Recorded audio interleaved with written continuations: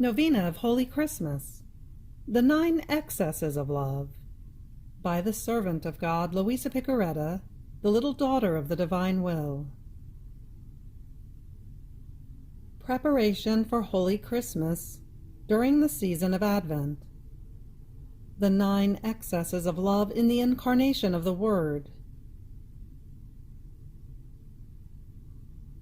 Let us prepare ourselves for the great feast of Holy Christmas by meditating on the mystery of the Incarnation of the Word, attentively and continuously during the season of Advent, with the Christmas Novena, the 9 Excesses of Love, which Luisa did for the first time at the age of 17, and which she never abandoned during the course of her life.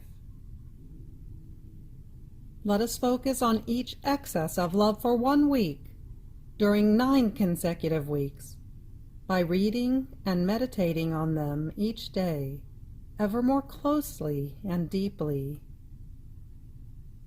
This will help us to prepare ourselves for the final 9 days before Christmas, in which we will repeat the novena. May God grant us abundant graces, light, and consuming love, to be reborn with Him in the life of the divine will. Amen.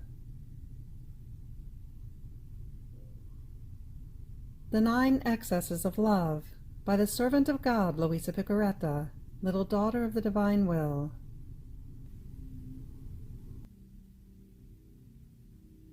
Luisa says, with a novena of Holy Christmas, at the age of about 17, I prepared myself for the feast of Holy Christmas by practicing various acts of virtue and mortification, and especially by honoring the 9 months which Jesus spent in the maternal womb, with 9 hours of meditation each day, always concerning the mystery of the Incarnation.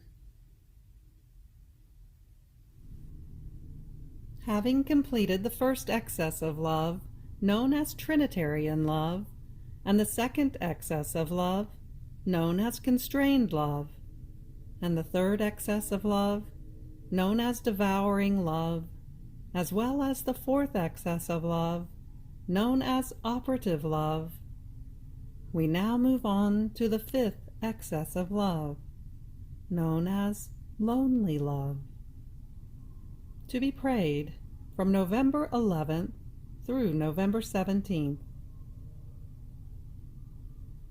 Fiat. The 5th excess of love. And the interior voice continued, My daughter, do not move away from me. Do not leave me alone. My love wants your company. This is another excess of my love, which does not want to be alone. But do you know whose company it wants? That of the creature.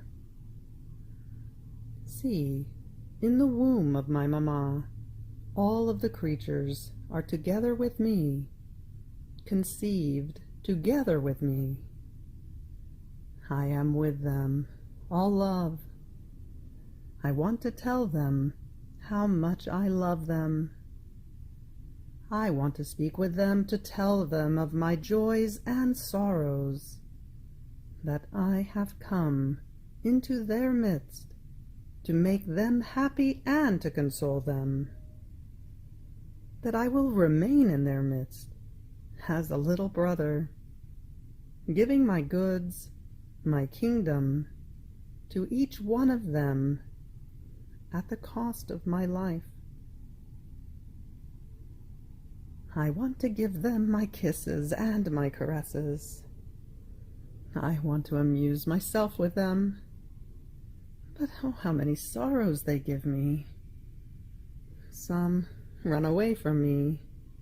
Some play deaf and force me into silence. Some despise my goods and do not care about my kingdom, returning my kisses and caresses with indifference and obliviousness of me, so they convert my amusement into bitter crying. Oh, how lonely I am, though in the midst of many. Oh, how loneliness weighs upon me. I have no one to whom to say a word, with whom to pour myself out, not even in love. I am always sad and taciturn, because if I speak, I am not listened to. Oh, my daughter, I beg you, I implore you, do not leave me alone in so much loneliness. Give me the good of letting me speak by listening to me. Lend your ear to my teachings. I am the master of masters. How many things do I want to teach you? If you listen to me, you will stop my crying, and I will amuse myself with you.